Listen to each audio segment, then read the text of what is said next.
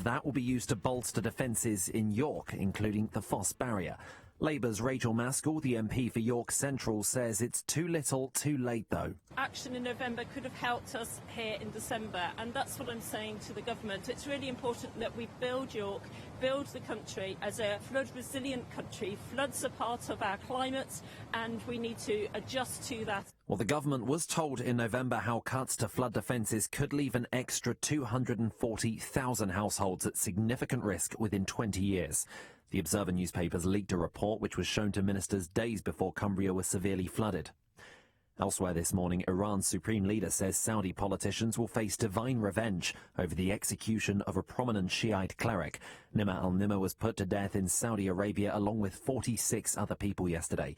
Human rights activist Craig Murray has told LBC the country's actions can be compared to the Islamic State group. There's no doubt that not only does Saudi Arabia share the same philosophy of ISIL, Saudi Arabia already is the kind of state which ISIL is trying to form. And Saudi Arabia funded ISIL to the extent that ISIL would not have originated without Saudi funding. Nigel Farage says police suspected sabotage after a wheel fell off his car while he was driving on a motorway in France. The UKIP leader says nuts on all of the wheels of his Volvo were found to be loose after the crash last October. He's told LBC what happened. There was a big roadworks on a French motorway where one side of the carriageway was closed. So you've got lorries coming one side, me coming the other side, and the car, I started to lose control. So I got down to a very slow speed, and one of the wheels literally came off. So pretty scary stuff. Mr. Farage will be leading Britain's conversation next here on LBC. Metropolitan Police say a teenage girl is now in a stable condition after she was seriously assaulted in Deptford. She was taken to hospital by her relatives on New Year's Day. Detectives say they're still trying to establish exactly what happened. The MP Simon Danchuk says a drink problem led him to send sexually explicit messages to a teenage girl. He's been suspended from the Labour Party while an investigation takes place into his conduct. Editor of Politics Home, Kevin Schofield's told LBC it could have a major effect on his future in the party. What doesn't help Simon's cause is that he's been a very vocal critic of Jeremy Corbyn. There are obviously now a lot of members of the party joining who are vehement supporters of Jeremy Corbyn, so this could be used as an opportunity to make an example of someone who is a very vehement critic. And big cats could be reintroduced into forests in Britain by the end of 2016 for the first time in 1,300 years. The Links Trust is seeking permission to run a 5-year trial after identifying sites in Northumberland, Norfolk and Cumbria. The organisation says the animal could save rural communities by generating revenue through ecotourism. LBC weather dry this morning, but heavy showers later on for London and the southeast, highs of 10 degrees. Heavy rain across the southwest, a few sunny spells by the afternoon, but those showers moving east across the country.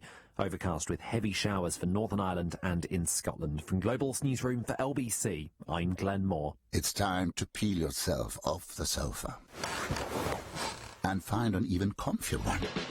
IKEA Winter Sale is now on, with an extra 10% off sale items for IKEA family members. Search IKEA for more details. Sale now on. IKEA, the wonderful everyday.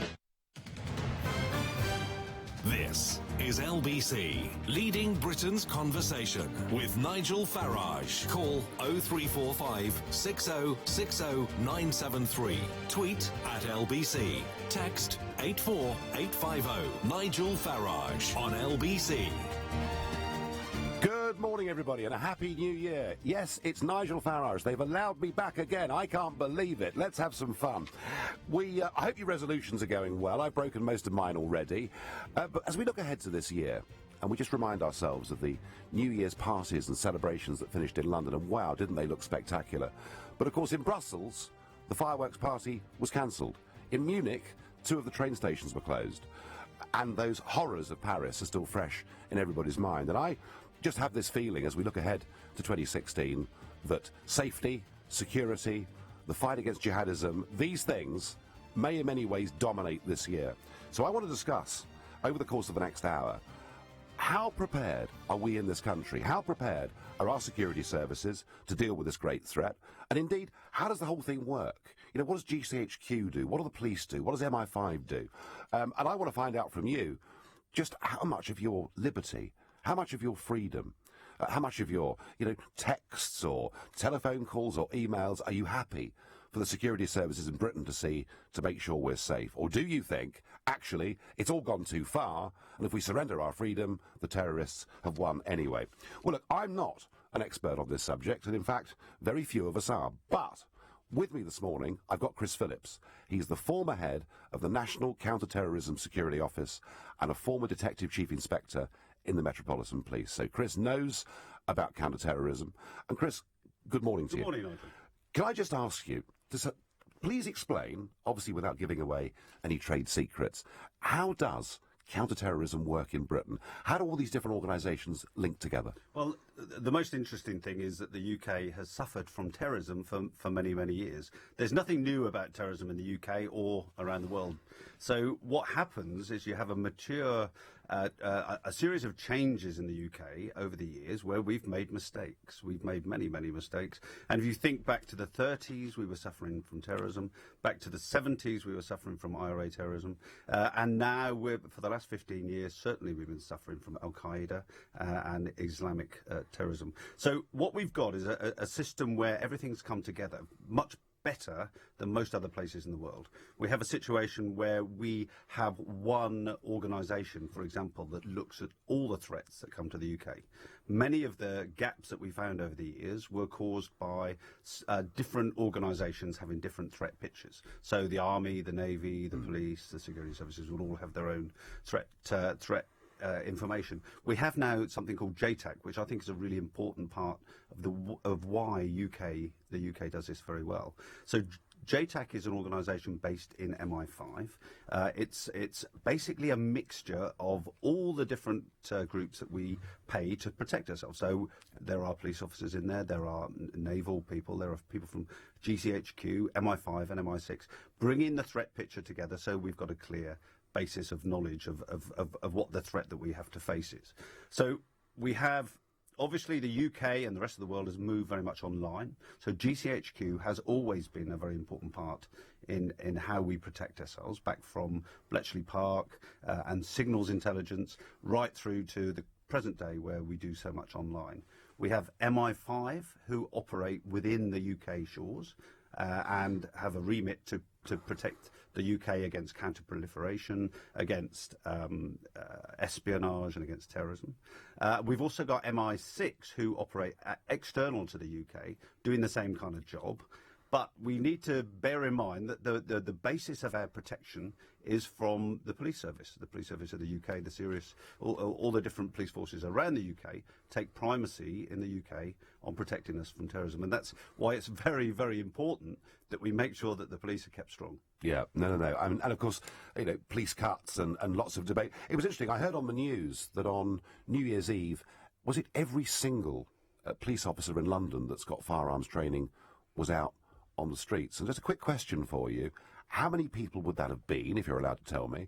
And what happened the next day when they were having a day off? And this is the point that we have in the UK, of course. We don't have routinely armed police officers. So we have actually probably as highly trained police officers, firearms officers, as anywhere in the world, probably in excess of others, because we've got such a small number of them. But of course, with the current threat that we've got, that leaves us with big gaps.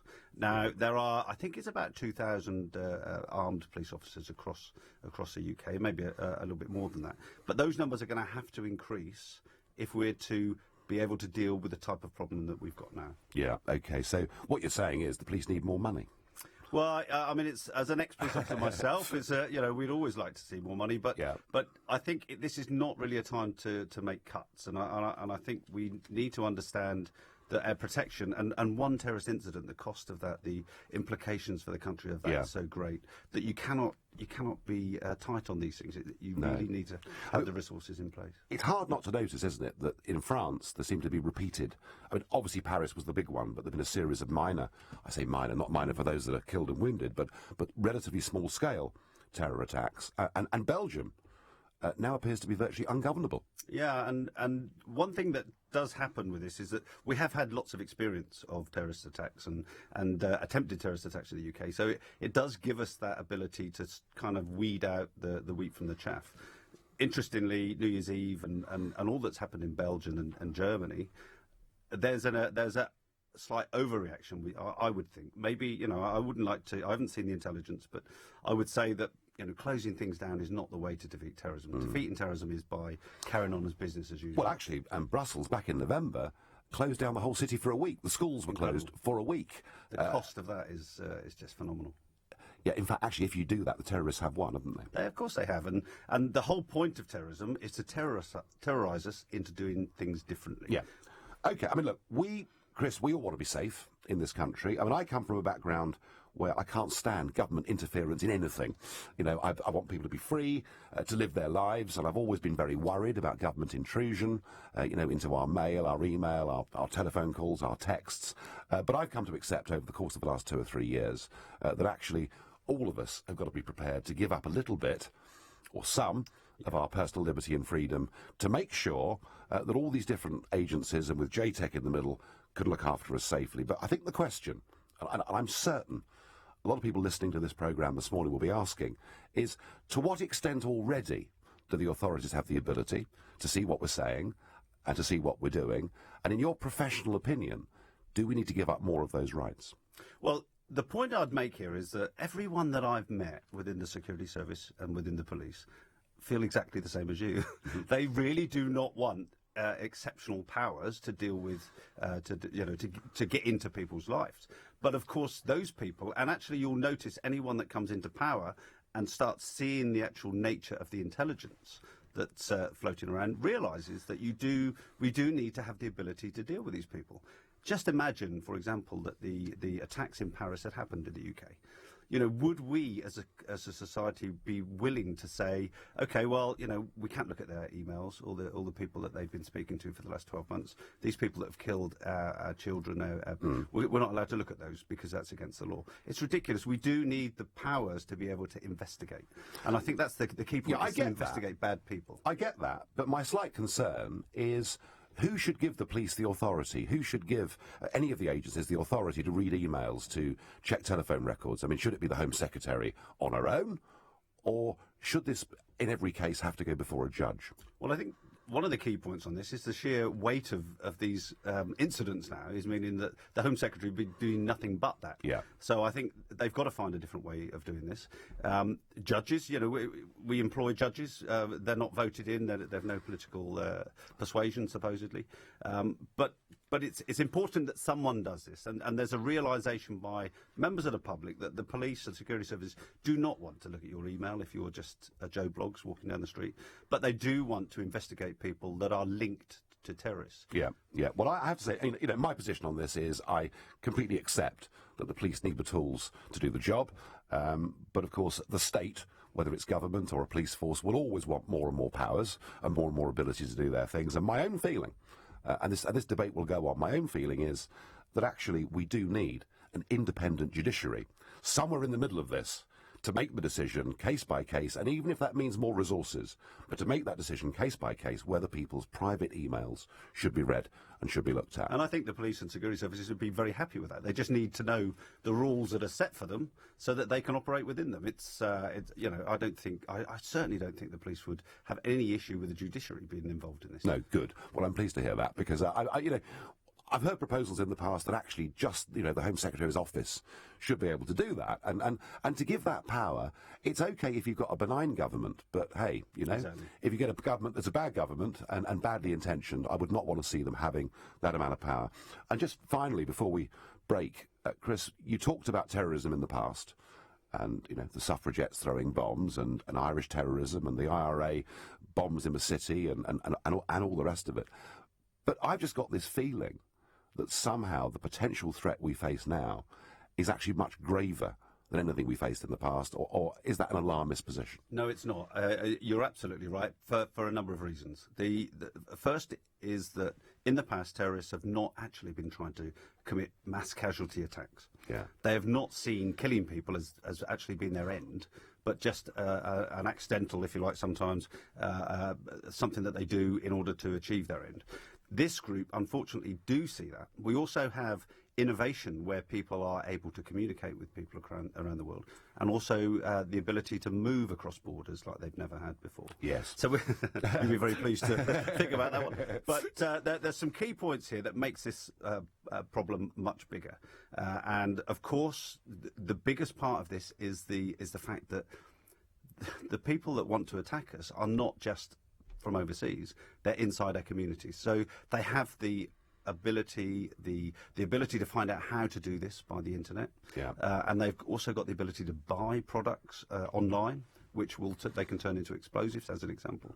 And, of course, they've got the wherewithal to go and do it. And there's enough mad, bad and sad people in the UK anyway that are willing to go and do something to put their name in the paper. There is an enemy within, I'm afraid, and it's not a very big one, but it's very worrying.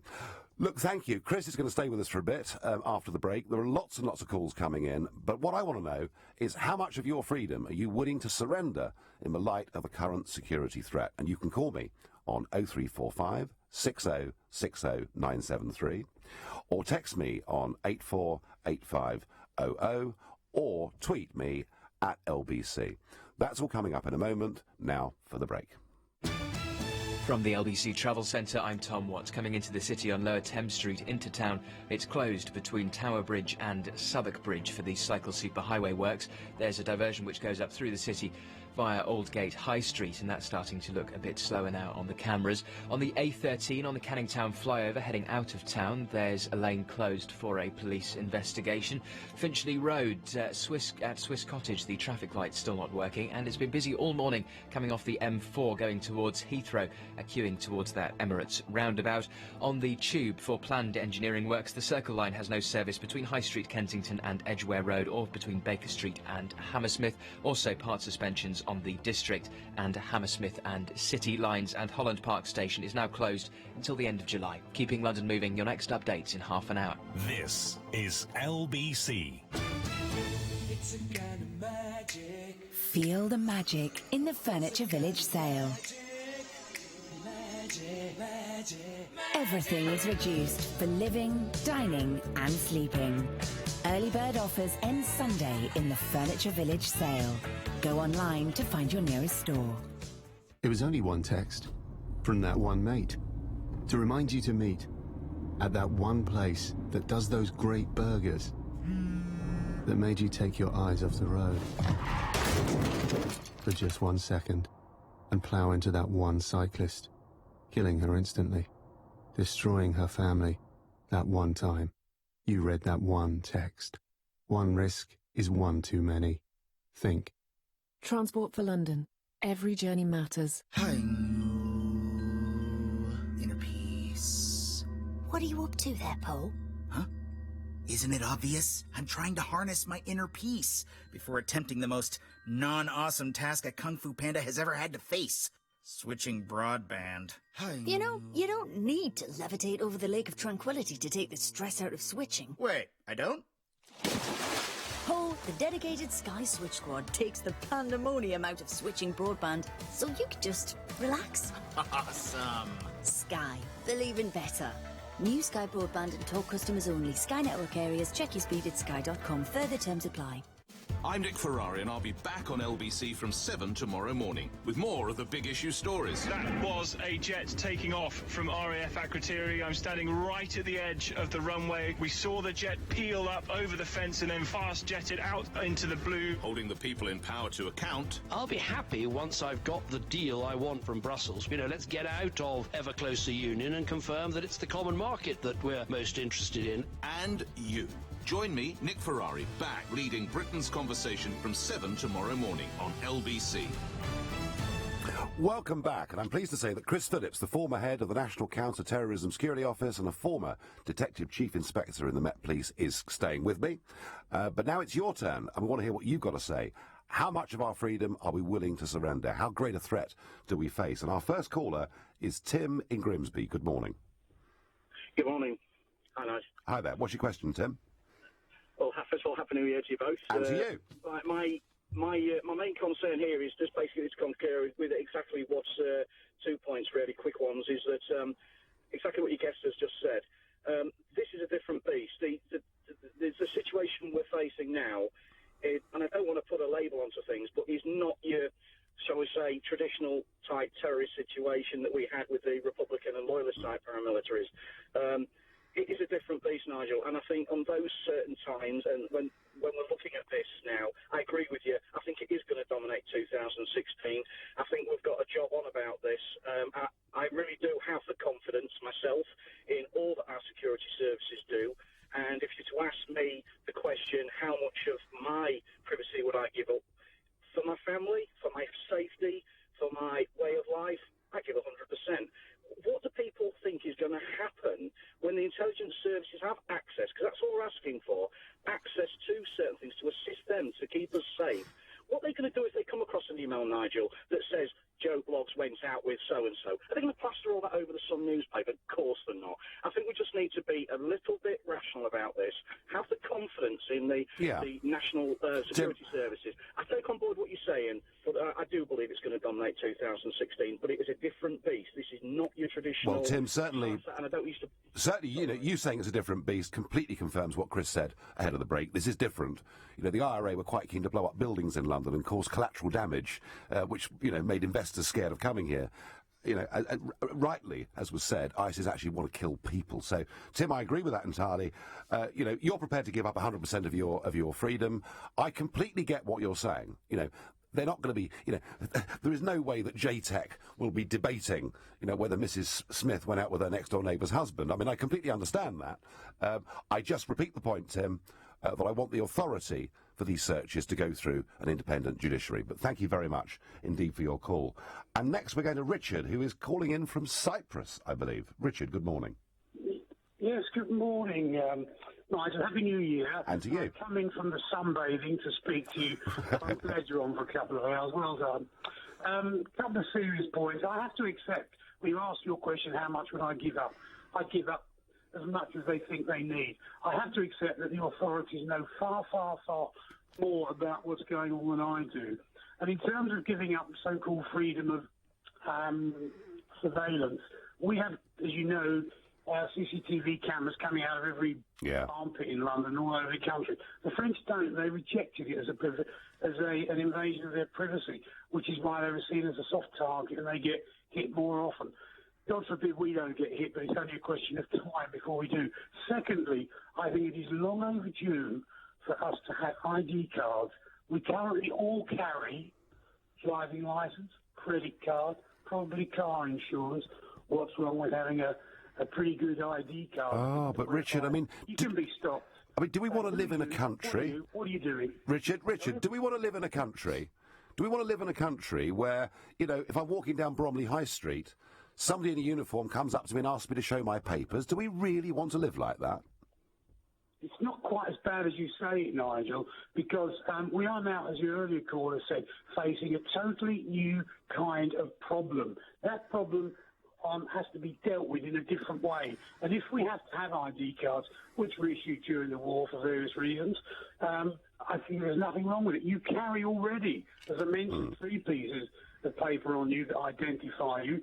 What's wrong with it? Well, we did issue ID cards during the war, and of course in the mid-1950s we got rid of ID cards because people who believed they were free-born men and women in this country, frankly, didn't want to carry them.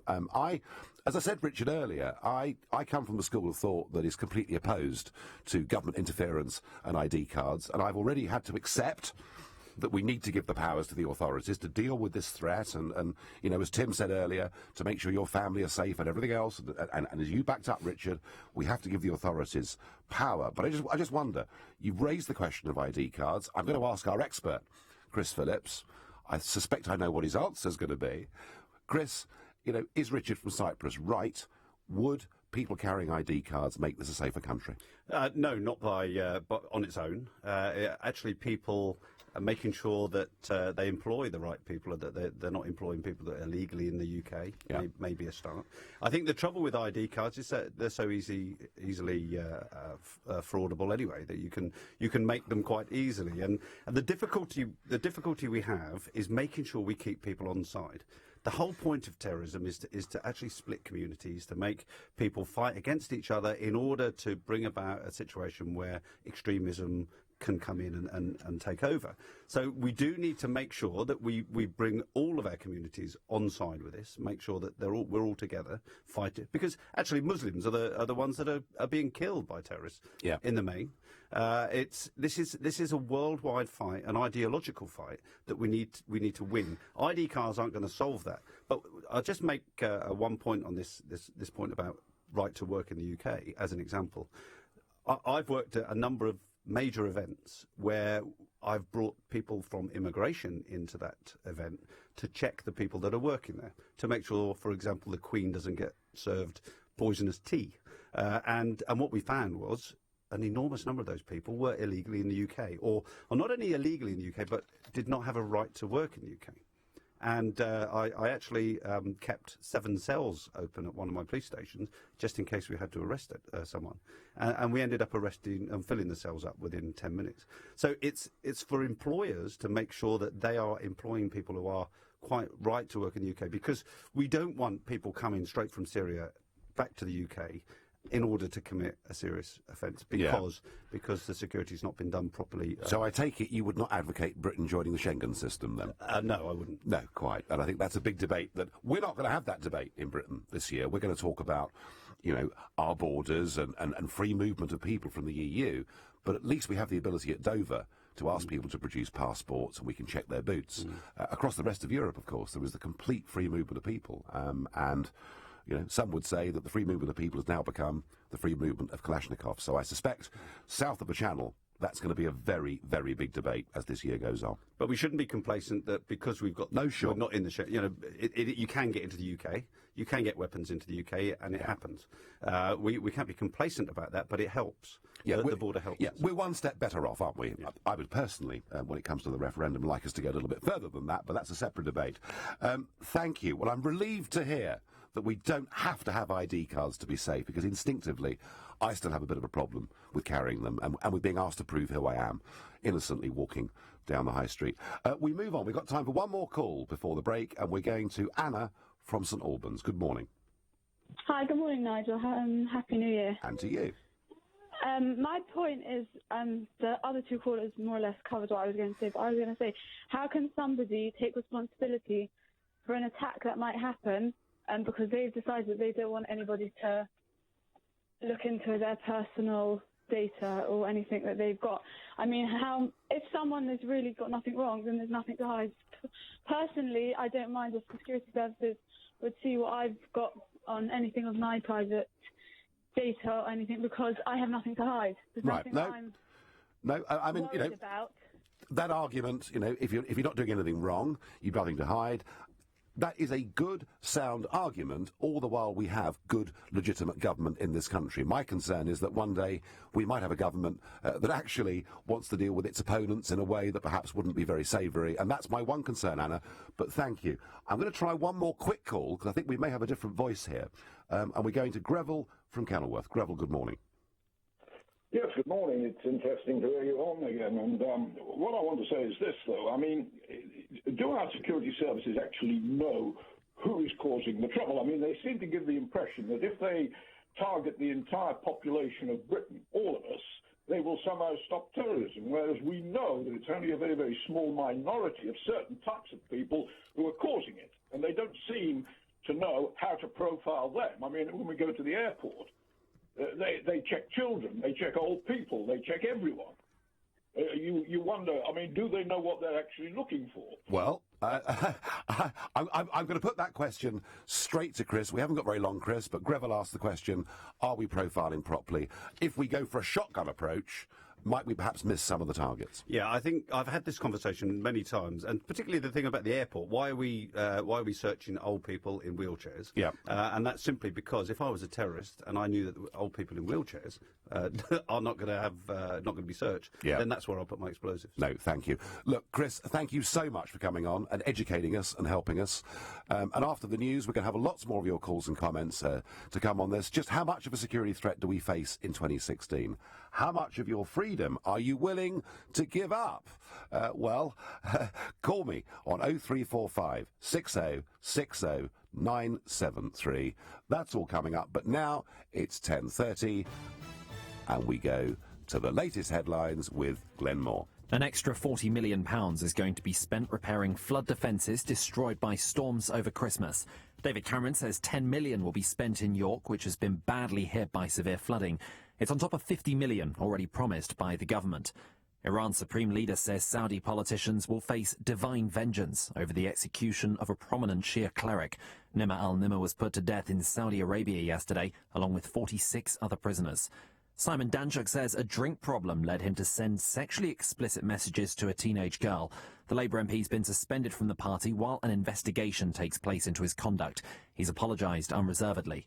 And psychologists based in London say we should switch off email notifications on our phones because they're a source of stress. A report from the Future Work Centre's urging us to take control of our email rather than be ruled by it. LBC weather, dry but with heavy showers developing for London and the southeast later. Highs of 10, heavy rain across the southwest. A few sunny spells by the afternoon, but those showers moving east across the country. Overcast with heavy showers for Northern Ireland and in Scotland. From Global's newsroom for LBC, I'm Glenn Moore. This is LBC, London. The school of the future is here. The Global Academy. A brand new state school for 14 to 19-year-olds. Register now at globalacademy.com. This is Larry, and he's happy. He's happy because his block management is taken care of by Alder Martin, Baines and Cuthbert. And now, thanks to ABC, Larry's found that queries are dealt with swiftly and with competitive costs. Plus, Larry knows what it's like to have an agent he can trust. You too can be as happy as Larry. Call ABC Estates on 0800 888 6688 and ask for our block management team. Alder Martin, Baines and Cuthbert. Call 0800 888 6688 or visit abcestates.co.uk. Who's Off helps you to easily manage your staff leave, holiday and sickness, no matter what your company size. Start your free trial today at who'soff.com. The Homebase January sale is now on with 50% off all Schreiber Hygiene and Home of Style flooring, up to 50% off all tiling, plus an extra 20% off until January 4th. Homebase. Whatever you're looking for, call 118434. Calls cost £3.99 plus £1.39 per minute in addition to your network's access charge. This is LBC with Nigel Farage. Welcome back. It's Nigel Farage here, just after the 10:30 news on LBC. We've just had half an hour talking about the security threat this country faces. We've had an expert, Chris Phillips, in the studio explaining how counter-terrorism in this country works, and I think in some ways providing us with a bit of reassurance, at least in the sense that he feels that our security services are as on top of this problem as they possibly can be, but he's pretty worried about cuts to police spending. And I think our first call after the break is Gary from Ipswich, and he's got some thoughts about money. Gary, good morning. Hello, Nigel. I'm going to be wearing my T-shirt in Nigel We Trust this year. That's very sweet of you, thank you. And you do realise, Gary, of course, that your name and my name are the two disappearing names. That Gary was a very popular name a few years ago, now it's not, and there were only 14 Nigels registered births in this country last year. So we are perhaps, Gary, an endangered species, but come on, make your point, please. Obviously the spending cuts, because we keep seeing the numbers of police being detracted and the money going into it. When I look at my council rates and what I spend on the policing in my local area, is minuscule compared to certain other things. And I just think sometimes the government lose their priority. Their priority is to keep the people of this country safe, and they're not exactly doing it. I don't mind giving up my freedom as such on certain things. I don't mind them looking at my emails and texts and all of this because I think they can do that anyway. I know I can be tracked in my car from when I leave towns and go elsewhere. It's one of these things that you can help me here. Where should we make the savings to pay for all the extra policing? Well, Gary, you're right. Obviously, policing, counter-terrorism, it is a very important priority. But this government's got other priorities. I mean, look, we've been spending money on flood defences in Poland and right across Europe. We've upped the foreign aid budget to £30 million every day. And there are many in Westminster and in the government who think things like the foreign aid budget is money well spent. There are many in Westminster who think that the net £34 million a day we give to the European Union is good value. I have to say, personally, I think we're wasting an awful lot of money on overseas priorities without ever being certain that the money is not going to corrupt people. And I think we should be concentrating on securing this country and making it safe for our children. That's my thought, Gary. I hope you agree with that. Yeah, I definitely agree. I would also like the overseas aid budget to actually be contracts for British firms to go and work in these countries, to actually set up infrastructure, not just to give the money to specific people in the... Yes, and in many cases, pretty dodgy. Gary, thank you very much indeed. Our next caller is Mohammed from Islington. Good morning. Good morning, Nigel. Happy New Year. And to you. I tuned in this just a short while ago, and it's something that took a major interest for me. I'm a second generation British-born Bangladeshi Muslim, and I've always been very patriotic of British society and still am. I remember, however, going back to your question about to what extent, how much are we willing to sacrifice in terms of freedoms and, in terms of our personal space. And I remember coming back from Paris with my girlfriend and my two mates, and I was dashing to pick up my A-level results. This was just over 10 to 12 years ago, just after 9/11, and I didn't shave. And normally I'm clean shaven, I'm pretty sharp looking, but I didn't shave. And I remember I looked a little bit on my way to pick up my A-level results, and these two police officers stopped me in St Pancras and said to me, they asked me questions. I can't remember exactly what questions they were, but it was quite deep and interrogative, and it actually, as cheesy as it sounds, it really hurt me. And then they said to me, "What mosque do I go?" And I was so upset about that question. I was like, so did you feel sort of victimised, Mohammed? Is that really what you're saying? Yeah, I felt... No, but the thing is, I don't think I felt victimised, because I think, logically speaking, they're profiling me, thinking, could he, because he's from that community. So I do get it. But it just hurt, because I thought, it's got nothing... I don't even pray that much, but when I do, Muslims go to the mosque to pray and just get out. It's a bit of a boring place. When they said to me, what mosque do you go? I was like, oh, for God's sake, this mosque, if I have to go. It's a difficult problem, this, isn't it? I mean, I'm old enough to remember, and I spent most of my formative years at school in South London, and I remember that the next town to where I was at school was a place called Brixton. And one of the major causes of the Brixton riots in 1981 was the West Indian community felt that the police were unnecessarily targeting them, stopping them, searching them, and it led to, a terrible division between the West Indian community and the police. However, Mohammed, getting back to a previous call, if the police were to be stopping 94-year-old ladies in wheelchairs, the likelihood is that they won't be posing a terrorist threat. What we do know is a terrorist threat is likely to be a male between the ages of 18 and 30 years old. So I completely, Mohammed, understand what you're saying, that this needs to be dealt with sensitivity, because if it's not, we'll get deeper divisions within society. Exactly. And I completely get that. Yeah, I mean, the other point I'd like to make is, one of the things, I may have said this to you before, but one of the things I'm so proud to be British of is that when I went to Saudi Arabia and some Arabs were looking at the photos, because I was showing them photos of me and my mates in the UK, they said to me, "Oh my God, you have so many white friends and non-Muslim friends." I said, exactly. Isn't it beautiful that we all get on in our country?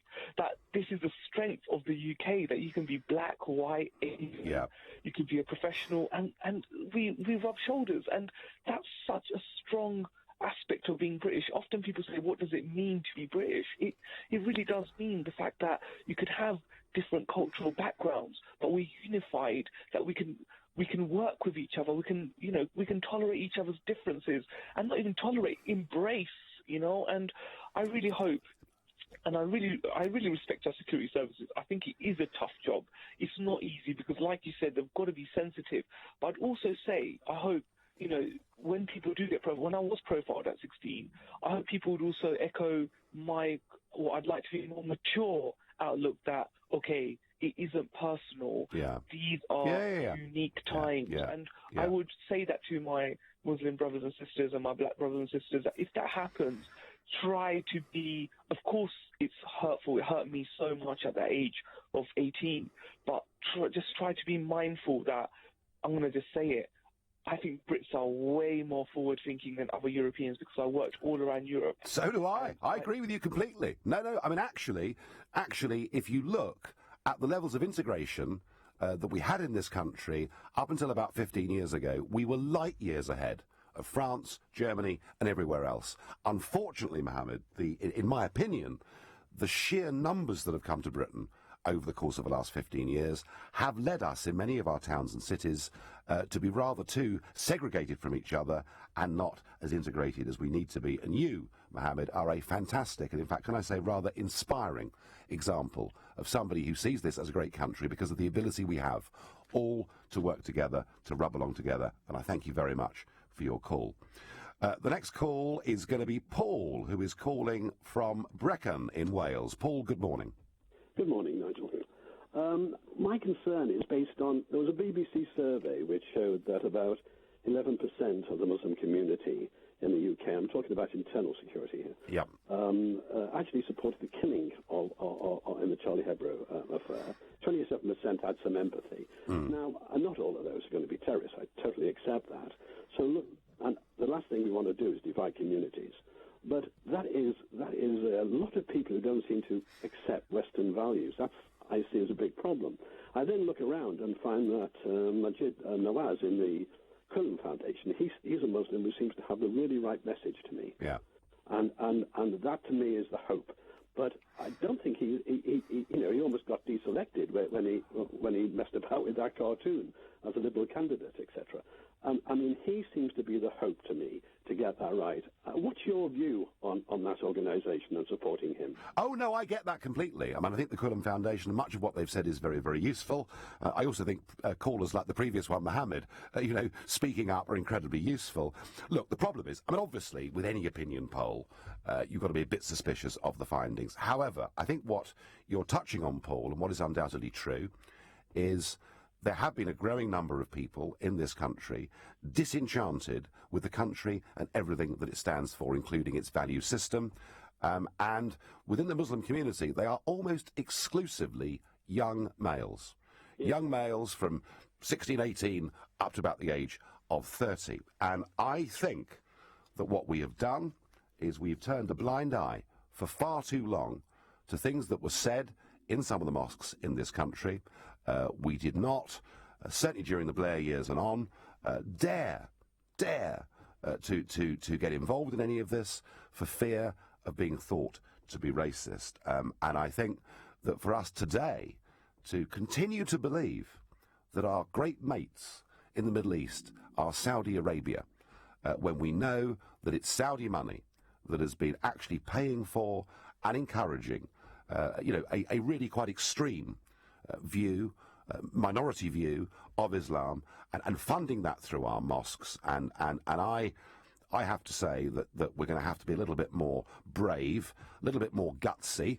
If a Church of England vicar was to advocate terrorism or slaughter, he or she very rightly would be banged up within 24 hours. And I think we've got to try and stop extremism. But I also really do believe, Paul, that we've got to think a lot more about Saudi Arabia and the role they're playing. It's very interesting, isn't it? The Saudis have refused to take a single migrant/refugee from Syria or Iraq or anywhere else. Why? Because they say they're worried about the balance of their society, and yet they are funding the building of 200 mosques in Germany, and that money is piling into Germany as we speak. So I think we need to have a complete reappraisal of who Saudi Arabia are, what our relationship with them is, and stop extremist talk turning the minds of young male Muslims in this country towards terrorism. Paul, thank you very much indeed. OK, well, some great calls and comments coming in on this. Are you willing to give up your freedom in the name of the terror threat? The number, as I hope you know, is 0345 6060 973. Or you can text me on 84850, or you can tweet at LBC. A bit later, after 11 o'clock, I want to talk about the European Union. Surprise, surprise, eh? It's 2016. There's going to be a referendum this year. And I wonder, what will make you make your mind up? Is it trade? Is it immigration? Is it the threat, security threat we face? What is the big ask that you're looking for in this referendum campaign? But for now, for the next 15 minutes, we'll go on talking about the security threat. So stay with me, please, here on LBC. Thank you. From the LBC Travel Centre, I'm Tom Watt. Coming into the city, Lower Thames Street closed into town between Tower Bridge and Southwark Bridge. That's for the cycle superhighway works. The diversion goes up through the city via Minories and onto Aldgate High Street, and that's starting to look quite slow. Canning Town on the A13, heading out of town. There's been an accident on the Canning Town flyover, now just blocking one lane, but recovery underway there, I can see on the cameras, so shouldn't be there for too much longer. At Swiss Cottage on Finchley Road, the traffic light's still not working, and it's been busy all morning. Coming off the M4 going towards Heathrow, that spur road towards the Emirates roundabout are looking really heavy on the speed sensors. Elsewhere, because of planned engineering work on the tube this weekend, it's part suspended on the Circle District and Hammersmith and City lines, and Holland Park Station, that's closed until the end of July. Keeping London moving, your next updates in half an hour. This is LBC. We wake up, coffee, kids to school, work, relaxing with friends, coming home. Forgot shopping groceries!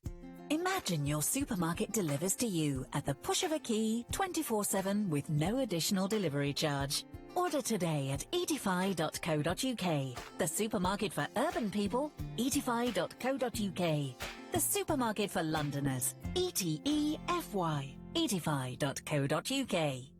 You're looking forward to your night out, seeing friends, enjoying good food and drink, but your uncomfortable loose dentures always hold you back.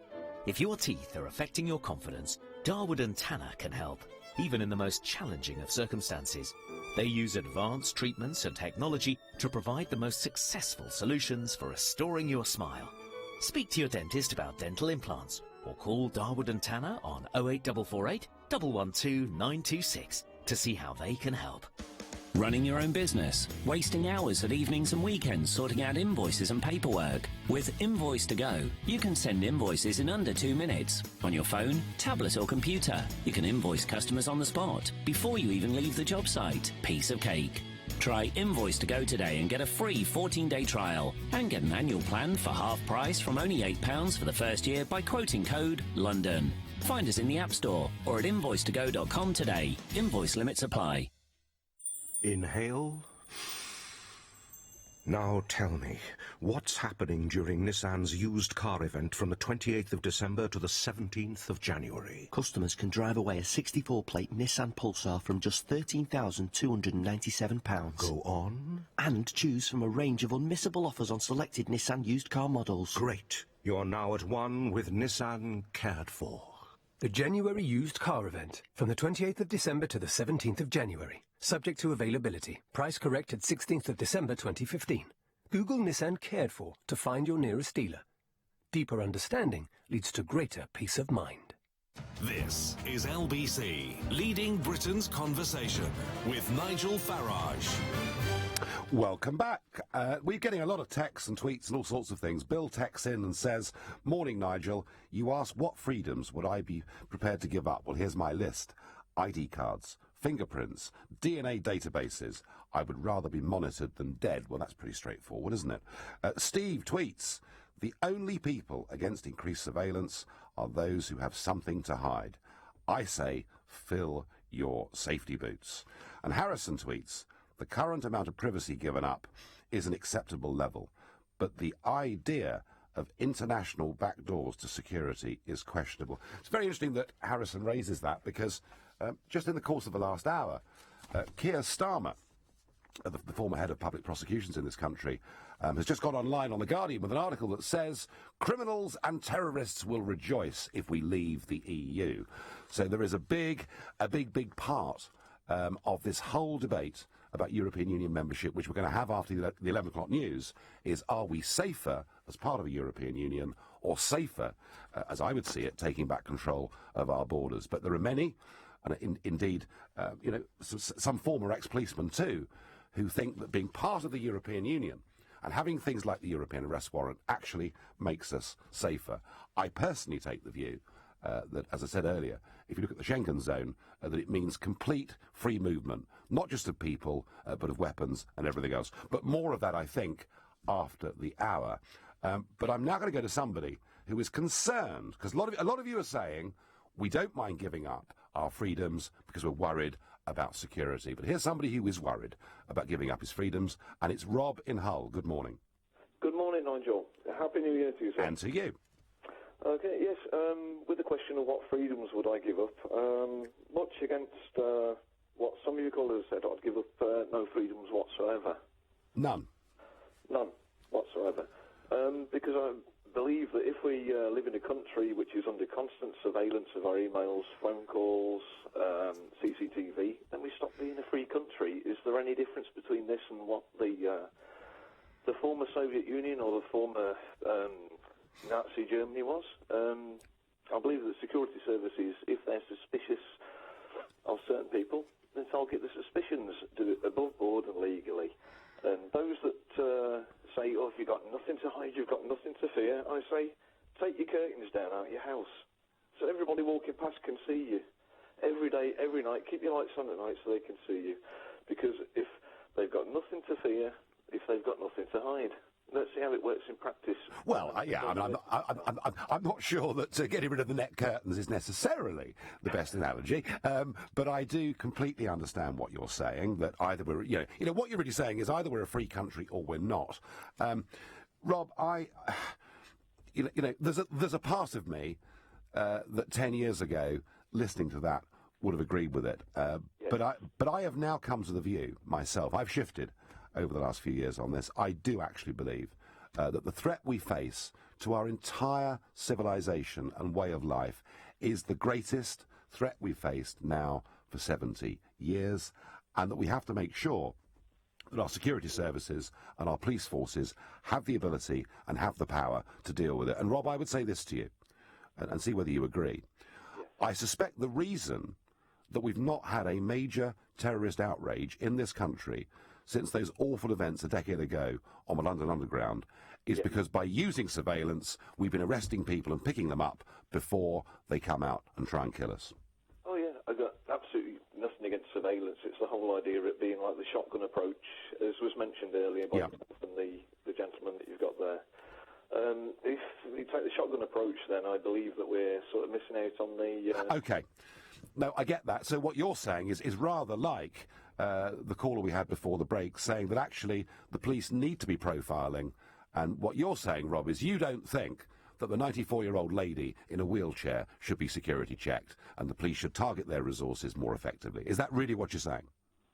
No, it's not. No, go on. You've got me there. Well, the shotgun means that we surveil everybody, right? So what are you recommending that we do? Again, this is the thing. I've not got an answer to it, really. The only thing is I think the access to all the phone calls and emails, etc. I think it's basically saying that the terrorists have one. Yeah, listen, that is a point of view that I respect and I understand, Rob. But I feel this morning, certainly here on LBC, with the calls and texts and tweets coming in, that it is very much at the moment a minority view. But thank you very much indeed for your call, and we go now to Michael in Harrow. Michael, good morning. Hi, Nigel. More power to your elbow. I'm right behind you. Thank you. I have no fear because I'm a householder. I'm a taxpayer. I've got a car. I live in London. I've no fear of anyone looking at me because they already know about me. I'm 100% behind ID cards, and I rejoice every time I see a policeman with a car pulled over or stopping and speaking to someone on the pavement. We mustn't be so soft in our approaches. We're a team. You've got to have a team approach to all this. And why should I resent a policeman stopping and speaking to me and asking who I am on the street? If I've got nothing to hide, if I'm not up to anything bad, then it's fine. Because we're born, Michael, because we're born free people, and you know, and this whole idea of being asked to produce our papers on the street is something, particularly our last caller from Hull, but it's something that many people do find objectionable. Nigel, you said the enemy's within, and it is very well ensconced in London and in this whole country. It's got to be a team effort to combat the threat that is against us. Thousands, or not thousands, but there have been thousands of bombings on this city. It's the most bombed capital in the Western world, I would suggest. Just look at the map of terrorist bombings of London. Yeah. Innocent people killed. The Harrods bombing, for one example. You know, these bombers didn't just put bombs down to damage property. They blew masses of people up. How did we stop the City of London getting blown up? Because PC Hall pulled over a van up in Stoke Newington, I think, and found it was a huge bomb heading towards the city. That's traditional policing. Yeah, no, If he Michael. hadn't pulled that van over, that would have been another. Michael, I massive bomb and more completely get what you say. I understand the argument fully. Where I disagree with you fundamentally is I think we should fear the tax authorities. I think HMRC are massively overstepping the mark in terms of the tax demands they're putting on ordinary people. I got one in December saying, unless you pay this bill within 7 days, we're coming into your property to take your assets. I thought, crikey. So I rang up my accountant and I politely asked him whether he was doing his job properly for me. To be told, I'll do a double check, but I think it's an error. And you know what? It was an error. So I receive a tax demand, and I'm big enough and ugly enough to take threats like that. But I bet a lot of people running businesses and getting annual tax demands from HMRC don't like their bullying and nasty attitude. Anyway, slightly facetious answer, I know, but I couldn't resist it. We now go to Alex, who is 14 years old and lives in Enfield. Good morning, Alex. Hello. Well, I personally think that to a certain extent your freedom should be limited regarding, especially I think, the online aspect of it. I think the government does have a right to check our search history, to check social media, to check our emails, because it's fundamental to our safety. I think there's a very tricky line you have to draw with this, though. And I think that it's important that when regarding this, that we do not alienate the Muslim communities.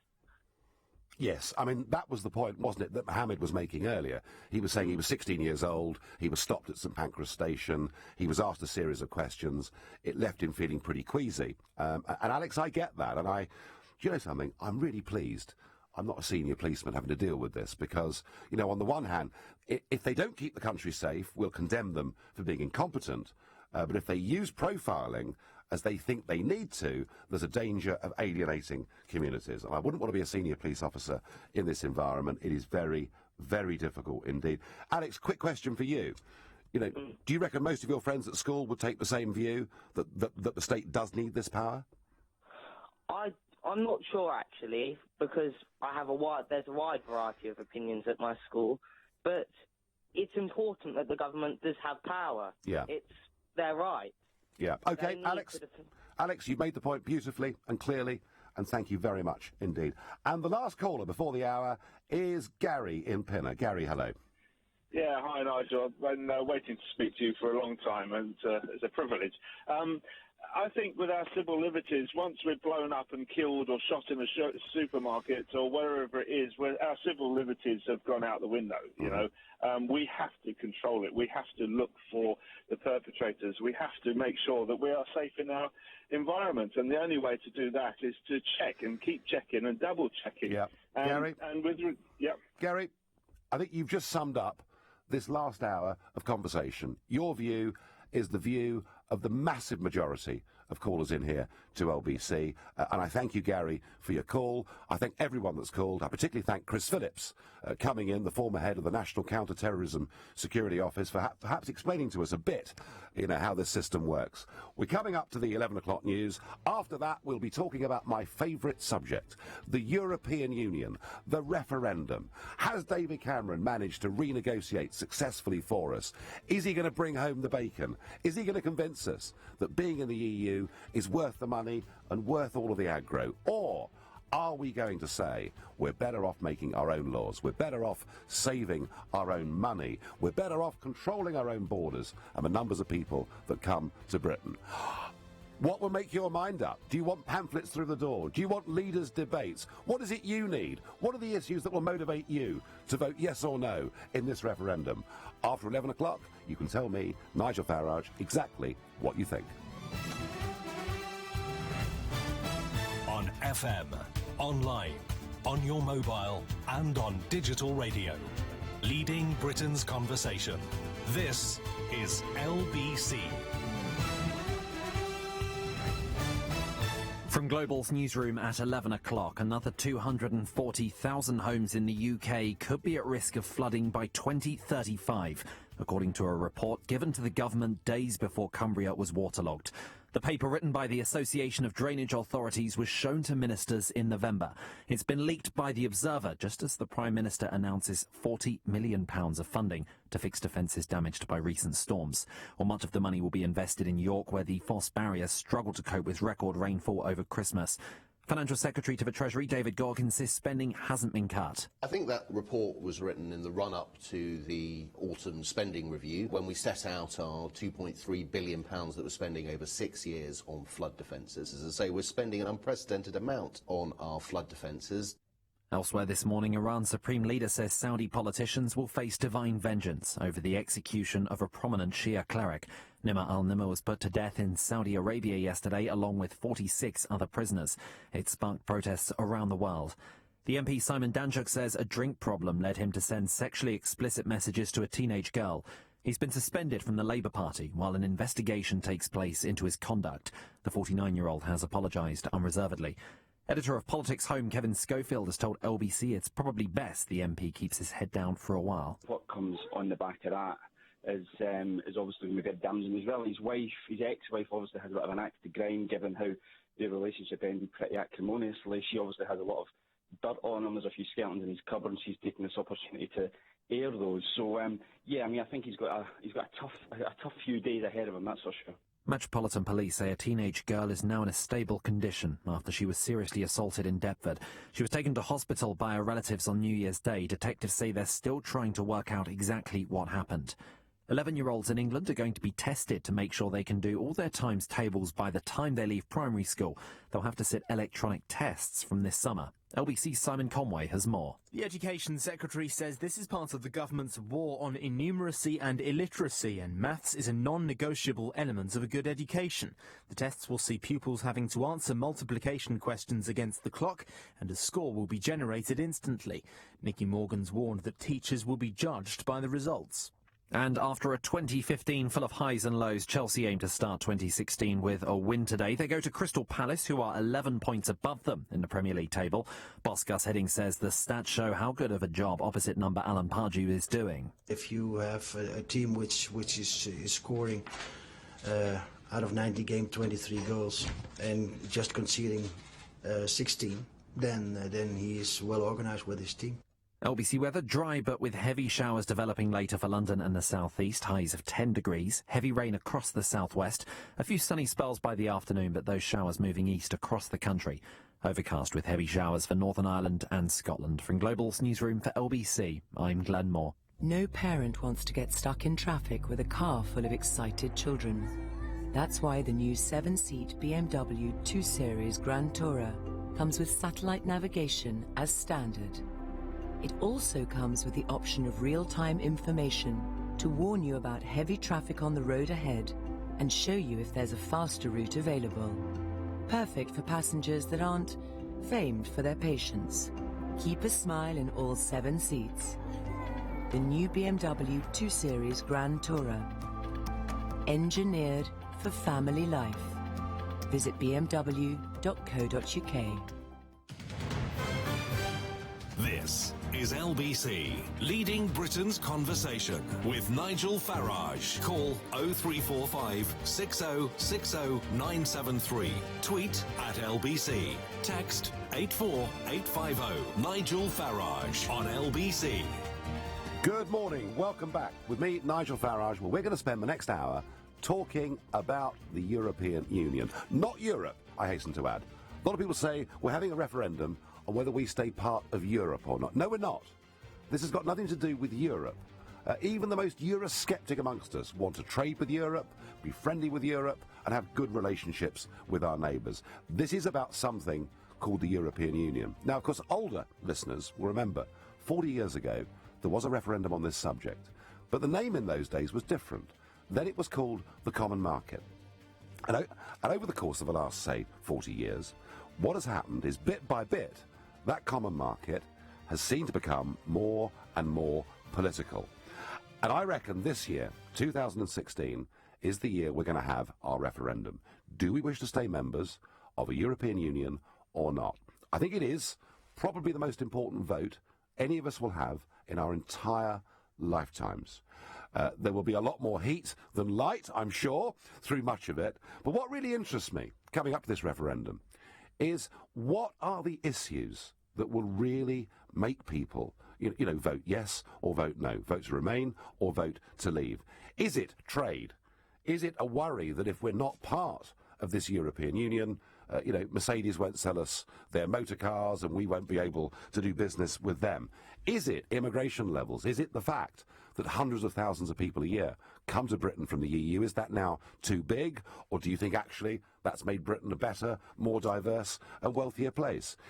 Is it going to be about the free movement of people and the links to terrorism? Or, indeed, do you, like Keir Starmer, think that actually being part of a big new European police force will make us safer, will make us better? So that's really the first question I want to ask you is, what are the things, is it jobs, is it trade, is it security, what are the things that will make your mind up in this referendum?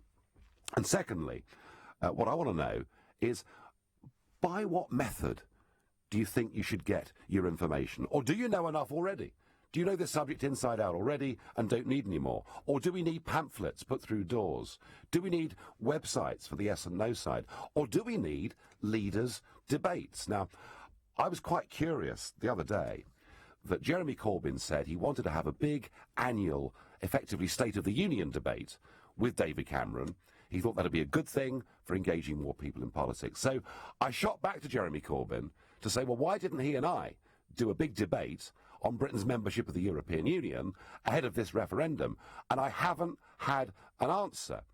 Now, I reckon that LBC is probably on in the kitchen somewhere in North London, and that Jeremy Corbyn is probably listening to this show.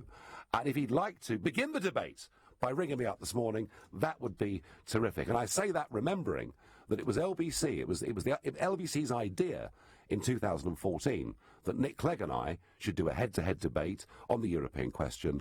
And it was the first time really for 40 years that the general public were able to see a big debate on this question. So, my mind's made up. I mean, let's be honest about it. I worked in business for 20 years. I got out of business and came into politics. Why? Because I genuinely believe that Britain should be a self-governing, democratic nation. I think the European Union is too bureaucratic. I think the European Union is fundamentally flawed in that it's run by unelected bureaucrats. They're the people with the real power. And I think actually we should trade with Europe and be friendly with them, but actually we should open ourselves up to the rest of the world, particularly in a global economy. So I've believed those things for 20 years, and I firmly want us to vote to leave the EU, and I'm equally quite happy to take calls from anybody who thinks I'm absolutely, fundamentally wrong. Now, to get involved with this, you can ring 0345 60 60 973. You can text 84850. You can tweet at LBC. And having told you what I think, I'm going to go straight to Alex in High Wycombe and ask what Alex thinks. Good morning.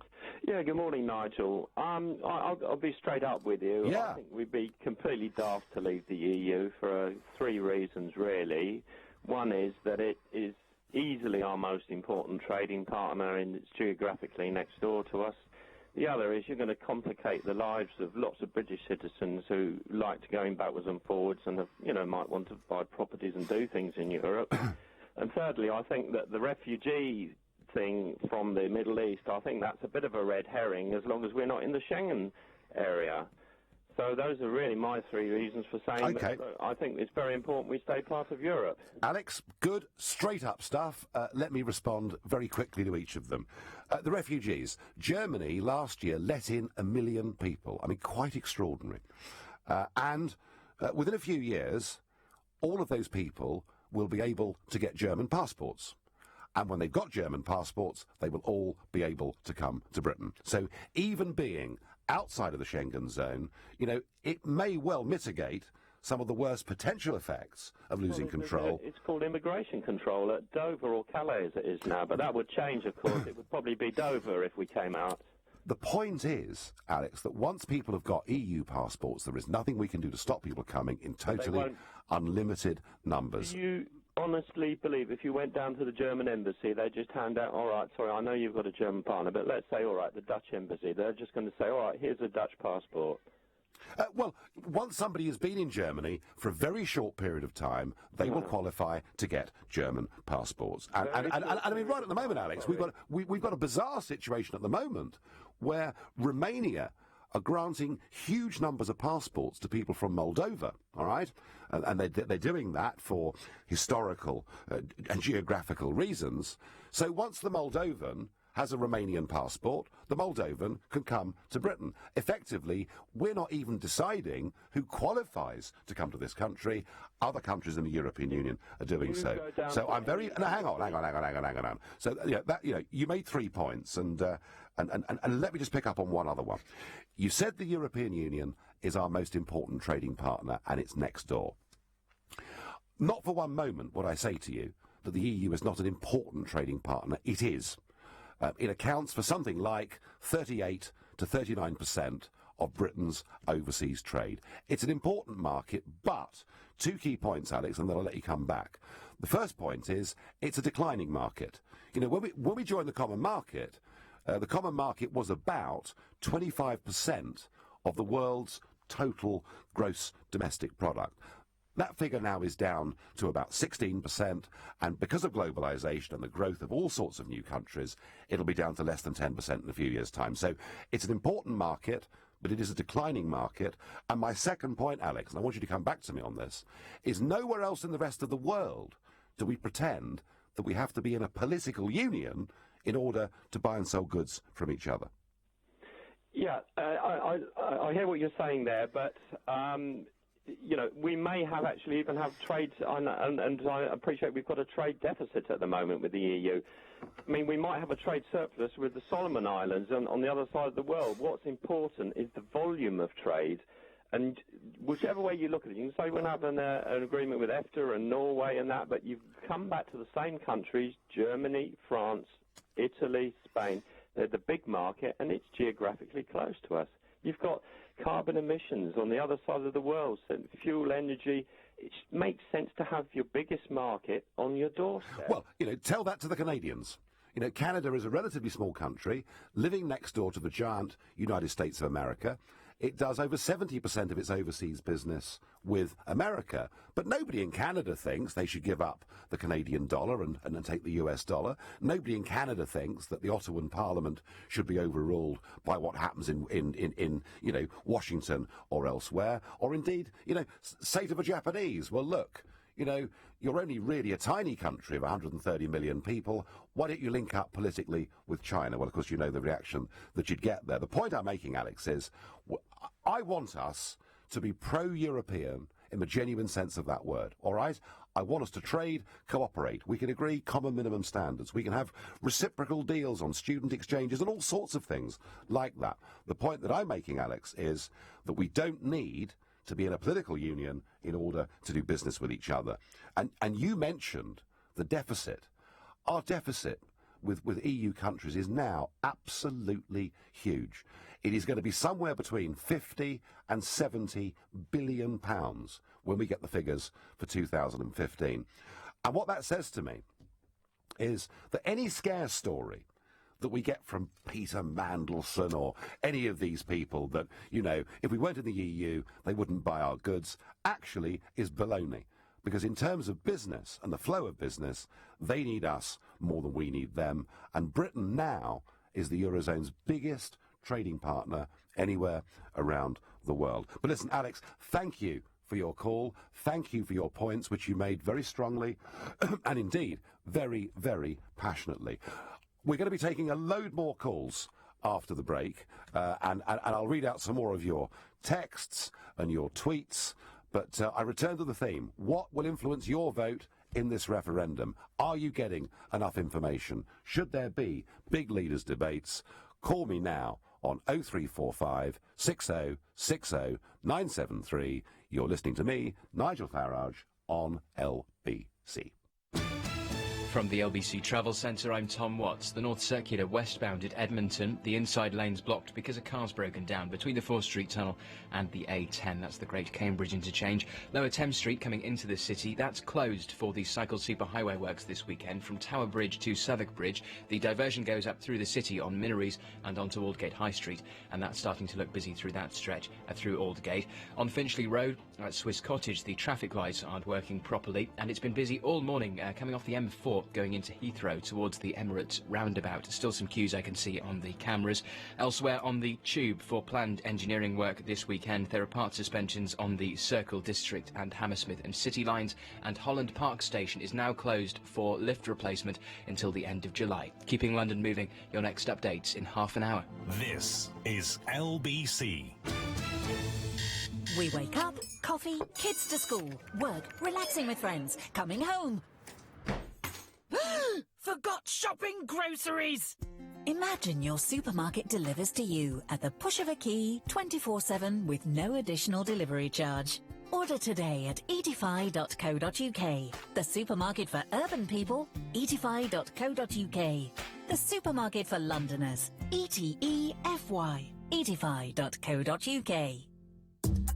Make the new year a great one. Change your life with a degree, and you can earn up to 45% more. At GSM London, you can graduate in as little as 2 years and get onto our foundation year without formal qualifications. All degrees are awarded by Plymouth University. Start as early as January at our Greenford or Greenwich campus. Enrol now. Text GSM to 66777. Or visit gsm.org.uk. Make 2016 your year. With GSM London. The Homebase January sale is now on with 60% off all kitchen units, fitted bedrooms and bathroom suites, plus an extra 20% off. Homebase. Terms and conditions apply. The Vodafone winter sale is now on. Save £90 with 6 months free unlimited fibre broadband, plus 6 months Netflix on us. That's as many films and TV series as you can muster with super fast internet of up to 38 meg. See in store or search Vodafone broadband. Vodafone, power to you. Quoted price for existing mobile customers. 18-month agreement and credit check apply. Activation from £39. See vodafone.co.uk/winter sale for terms. I'm Dr. Michael Zivitz, dental specialist at TDC Implant Centre. Our award-winning treatment could give you a full set of beautiful fixed teeth restored in just 1 day. They said, well, the treatment can be done in the same day and new set of teeth can be fitted in the same day. So see smileinaday.co.uk. I have never had a problem ever since. I can eat an apple without even have to worry. Or call TDC Harley Street on 0203 7334 986. The Multi-York sale is on now at all our stores and at multiyork.co.uk. So choose from multi-styles of sofa. There's over 50 designs. Choose multi-fabrics. We'll help you find your favourite. And then get something extra. Multi-savings. Up to 40% off. Plus an extra 10% off everything until the 6th of January. Perfect. Find the handmade sofa you've always wanted in the Multi-York sale. It's on now. I'm Nick Ferrari, and I'll be back on LBC from 7 tomorrow morning with more of the big issue stories. That was a jet taking off from RAF Akrotiri. I'm standing right at the edge of the runway. We saw the jet peel up over the fence and then fast jetted out into the blue. Holding the people in power to account. I'll be happy once I've got the deal I want from Brussels. You know, let's get out of ever closer union and confirm that it's the common market that we're most interested in. And you. Join me, Nick Ferrari, back leading Britain's conversation from 7 tomorrow morning on LBC. Welcome back. It's me, Nigel Farage, and yes, we're discussing the referendum. It's 2016, and in a few weeks' time, on the 11th and 12th of February, David Cameron will be in Brussels with 27 other heads of state. It will be the get-together at which the British renegotiation, so-called, some would say, is going to be discussed. And there's a chance, you know, there's a chance that David Cameron comes back on the 12th of February and says to Parliament, to the British nation, that his renegotiation is complete and that we're going to have a referendum, and that referendum could come as early as June or July this year. So this issue is up there, it's live, and what I'm asking you is what would influence you in this referendum? What are the issues that matter to you? Do you have enough information?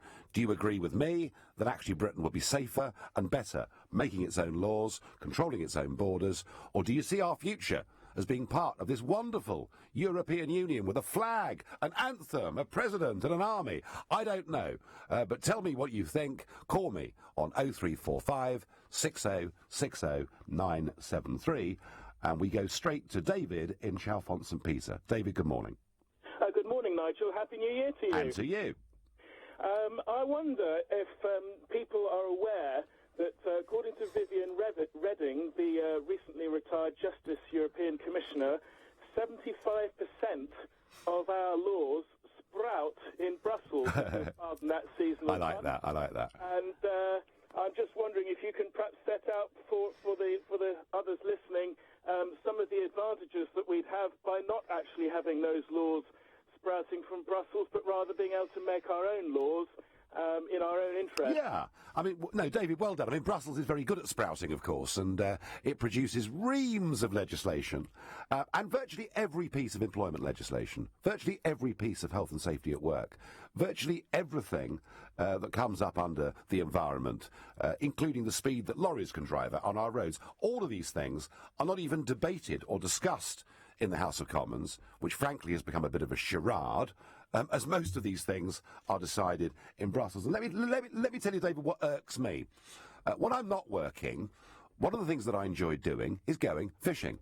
I love going sea fishing. One of the basic rights we've had since Magna Carta is that the land between the high water mark and the low water mark is common land, and we can go there and we can collect bait and we can catch fish and do all of those things. As of January the 1st, i.e. 2 days ago, the European Union, without reference to the British Parliament, without reference to the European Parliament, have now made it a criminal offence for any angler to catch a bass and take it back home for tea. I haven't voted for this piece of legislation. I think it's wholly inappropriate. There is nothing I can do to change it. There is nothing, David, your MP can do to change it. It's been decided. It's a European regulation, and we must obey. And I would say this to you, rather than me answering your question by setting out what I think are the advantages of making our own laws, I would put this point to you, David, that whether a law that is made is a good law or a bad law, if you live in a democracy, you are able, or you should be able, at the next election, to get rid of a piece of legislation by voting in a new government. And what we cannot do, what we can't do, what the French can't do, what nobody can do, is as members of this European club, once something becomes a European law, there is nothing the democratic voice of people in this or any other European country can do to change it.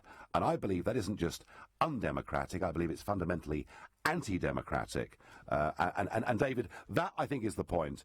We should, in my opinion, yes, recognise that 75% of our laws are made somewhere else, but above all, we should be a self-governing, independent, proud nation who, if we get legislation wrong, are able through the ballot box to change it at the next election. That's what I think. I hope you agree with me, David. Oh, well, I totally do agree with you, Nigel. In fact, I can give you an example of how the European Union is even thwarting our local democracy. When I was a councillor at Chiltern District Council and we were awarding the waste collection contract, and of course all that waste collection regime originates in the EU, we didn't even know the names of the companies that we were voting on. It had to go through a formula, and so of course as councillors we were precluded from doing our own research from the companies in the final running, and it was all done, we had to vote blind. Well, I mean, if that's a dereliction of democracy, I don't know what is. Yeah, well, as you say, it doesn't... It's a European Union dictatorship, and I'm concerned that people actually aren't aware of how it affects them in their everyday life. Well, David, I agree with that. And you know, one of the big things I'm trying to tease out is, do people have enough information? Because I'm struck, talking to people, that I'm not sure people really know enough. Thank you for your call. Moving on to a Nigel. Another one of those endangered names. Nigel from Chadwell Heath, good morning. Yeah, good morning. Just in relation to this EEC debate, the points you make in relation to security and borders, excuse me, are quite overwhelming. The difficulty you have, as I perceive it, in the area in which you need to be absolutely crystal clear and have strong arguments, some of which you've made this morning, is this question of trade. At the end of the day, people will vote according to how they feel it will affect them economically. These other areas will be of concern, but I'm not sure that they'll be the ones which swing it. People will vote according to how they perceive their economic future will go. If they perceive it as actually being damaged by leaving, you will still lose, which would, in my view, would be unfortunate. And now in relation to our politicians and the debate, I would be very interested to see a leaders' debate. The problem you have, as I see it, is that someone like Corbyn, or even indeed our revered Prime Minister, they are representing a parties which are so divided on this issue, it might be extremely difficult for them to put forward a view which reflects their party's view. Yeah, but they have to do. But they have to do that come the referendum, don't they? I mean, look. Well, hang on. You know, I mean, surely, Mr. Cameron has to say we're going to stay or leave, doesn't he? Well, he will stay, we stay. We know he's going to say we stay. He's going to come back waving his bit of paper, a la Neville Chamberlain, claiming this great victory that he's managed to achieve, which will be pitifully small, but which he will try and exaggerate as to a colossus. Now, but don't forget, back in '75, you and I are both old enough to remember the referendum. People were given a free... don't take that as an insult. That's all right. You keep going, old son. You keep going. Back in '75, politicians, certainly of the Labour Party, Prime Minister Harold Wilson, were given a free vote. You had unlikely allies, people like Enoch Powell and Tony Benn speaking together. I mean, can you imagine that? And in fact, Powell made the point, because I heard him say it. I was present when he spoke, that he made the point about the lack of our giving up our sovereignty. It wasn't sufficient for people to vote to come out. Having said that, that was at a time when we were part of a common market, a trading union, not a political union. Yeah, quite. So the points that need to be reinforced, if we are to come out of the EEC, one last, very quick last. Our politicians, don't forget, politicians, I hope you're not included in this, Nigel, I should exempt you immediately, like to preen themselves on the world stage. There's nothing they like better than appearing with their colleagues outside some hotel, issuing some wild statement declaring world peace. I know. And benevolence and joy will be given to them. I know. No, Nigel, listen, you make your points well, but what you're really warning me is that the arguments about sovereignty, about controlling our lives, the arguments about controlling our borders and being prepared, you know, in terms of the security threat, are powerful, but that ultimately your view is people will vote for whether they think they're going to be better off or worse off. And I take that point very much on board. I would answer it quickly by saying that trade between Britain and Germany and France, actually, Britain doesn't trade with Germany and Britain and France. Governments don't do business. This is a massive misconception. People do business. Consumers do business. People buy motor cars. They buy, you know, iPhones. They buy whatever they buy, and they buy it because they like the product, they trust it, they think it's the right price. Before I was in politics, unlike most people in politics, I actually had a job. And my customers, my clients, used to pay me commission for doing metals business for them. And out of that commission, I earned my living and paid my staff. And I learned years and years ago, it is the customer that is king. And actually, given that we buy more from the EU than we sell to them, we are the customer. And we've very quickly got time to go to Annie in Lancashire. Annie, good morning. Good morning. I'd just like to make a few points, actually.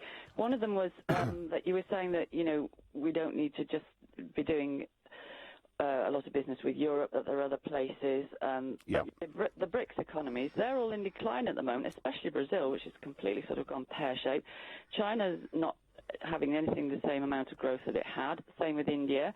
Russia is in a bit of a pickle at the moment, so none of them are doing terribly well.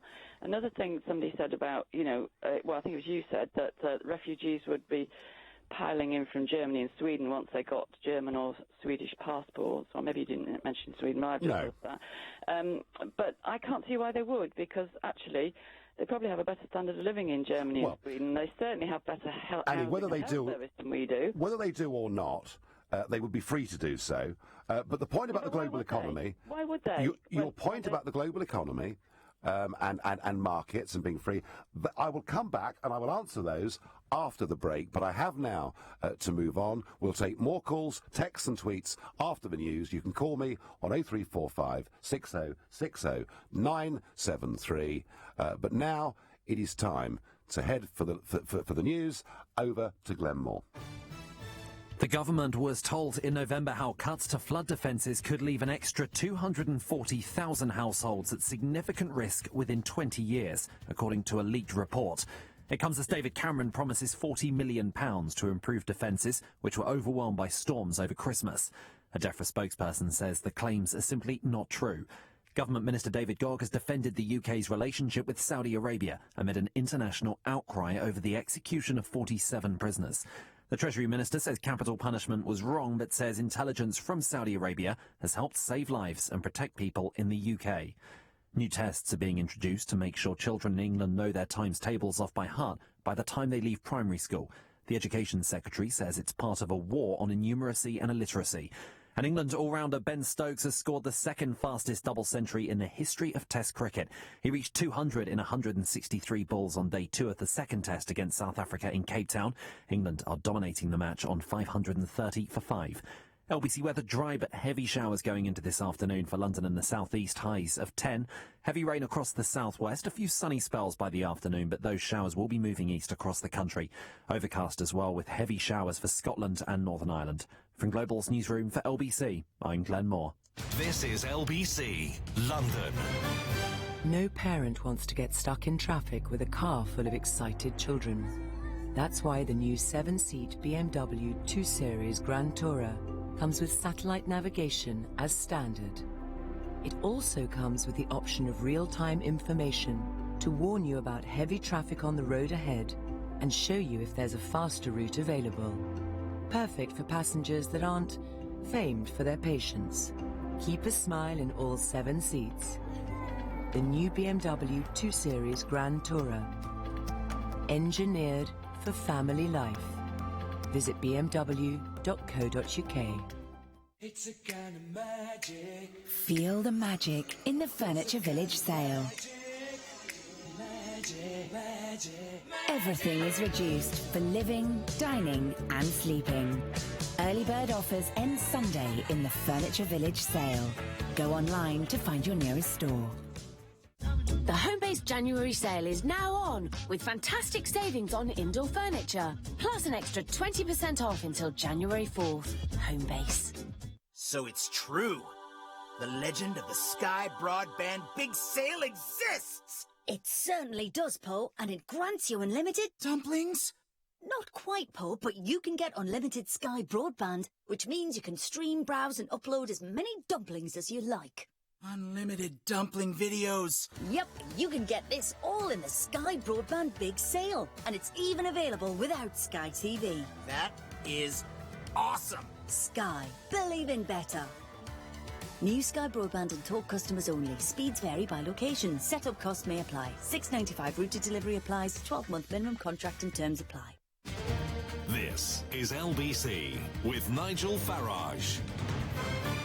Welcome back. Before the break, Annie from Lancashire was making the point to me that the world outside of the European Union isn't particularly economically rosy at the moment. Yes, Annie, you're quite right. China is having quite a big slowdown.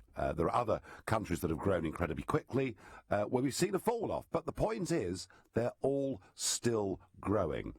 And if you look at what's happening in Europe, whilst Germany and many of the northern European countries still have growth, what has happened in the Mediterranean is nothing short of a disaster.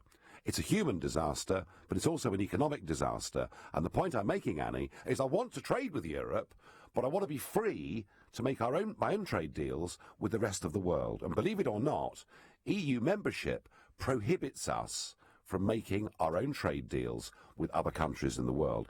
And there are lots of countries out there, you know, who speak English, have very similar common law, very similar contract law, with whom we should be trading freely, but we're not as a result of EU membership. And I would say to people who are worried about trade, actually will go on buying and selling motor cars and washing machines and insurance services and whatever it may be between Britain and Europe, but by being outside the EU, we'll be free to build better relationships across the rest of the globe. OK, we're going to our first caller after the break, and it's Carol from Folkestone. Good morning. Good morning, Nigel. Good. What is your point, Carol? I wonder, have the EU balanced and audited their accounts yet? No. I think this is now year number 20. I'm sorry, I'm sorry, I've lost. I thought it was 18 years. Well, I whether it's 18 years or 19 years or whatever it is, I think this may be the 20th this year. But no, for 20 years, the auditors have not been able to sign off the accounts as a true and an accurate record, which, in a sense, in my mind, raises the whole question about money and what we're paying into the European Union, which I think is a little bit too much. So, tell me, by continuing to pay taxpayers' money, it's not government money, it's taxpayers' money, into the EU, are we not complicit to any sort of wrongdoings that might possibly be going on? Well, in a sense, I mean, the government does have a fiduciary responsibility to British taxpayers, and you could argue, Carol, quite powerfully, that they should not be putting money into an organisation that admits itself that it's beset with fraud in many, many areas. So yes, I would, I would agree with that. But I would also, Carol, if I can, just try and broaden this out a little bit. I talked earlier, I keep saying, call me if you want more information. Well, one of the bits of information is how much it costs us to be in the European Union. And here is something that is a fact, right? Not fiction, fact. We pay £55 million a day into the European Union coffers, but we get some money back. Money comes back for, farmland and various projects. But even if we take the net figure, we pay the European Union £34 million every day. And I would argue we don't need to spend any of that money in order for us to do business with each other, and that money could build us a new district hospital in this country every single week. And I think, personally, that is one of the most convincing and powerful arguments for us during straitened times when, we're even speaking to senior policemen who are worried about cutbacks to the police force. I think it's money down the drain. What do you think, Carol? I certainly agree with you, because we're trying to hold on to our Royal Victoria Hospital in Folkestone. Yeah. And we're fighting. The WI have been a wonderful force, and they're incredible, and a force to be reckoned with. But we are fighting to actually not just retain the services we have there, but increase them, because the population in Folkestone surrounding area has vastly increased, and we do need our hospital. No, quite right. Wonder, do you think that we should surely cease to pay into EU purse until they've audited their books completely? Well, that would take a government with courage, resolve, and being prepared to stand up to Brussels, and it won't happen, in my opinion, under this Prime Minister. But Carol, thank you for your call, and you're quite right. The Women's Institute are a force to be reckoned with, as of course Tony Blair once famously found out when he got the bird when he addressed their conference. Moving on to Gareth in Dorset. Gareth, good morning. Good morning to you, Nigel, and all your listeners. I'd like to make a minor point before my main one, which is that 20 years ago, the EU had 30% of world trade. Yep. That is now less than 20%, and in 5 years, it's going to be 15% as is forecast. So we are in a diminishing return economically, no matter what any of your listeners may think. However, my main point is that many listeners probably do not understand how undemocratic the EU is. They probably think MEPs decide legislation, and that is further from the truth than anything they could imagine. There are 3,000 secret committees who are controlled by the Commission, European Commission, who decide what legislation goes before MEPs to vote on. No MEP is allowed to know what those committees are considering. No MEP is allowed to know who sits on those committees. No MEP is allowed to make voluntary presentations to those committees. I cannot think of any more undemocratic ideal than that than being controlled by a bunch of unelected civil servants who seem to have a freedom to make whatever legislation they determined rather than what is politically right for us as a country. Gareth, you sound like me. I can't really answer any of that. You're all everything you say there, I believe to be entirely right. The one slight disagreement I would have with you is, don't say the European Union is undemocratic, because if you say it's undemocratic, you kind of imply that it could become democratic with a bit of reform. It is anti-democratic, all right? It was set up from the start by a guy called Jean Monnet, who hated the idea that electorates, once every 4 or 5 years, could turn round the direction of the tanker.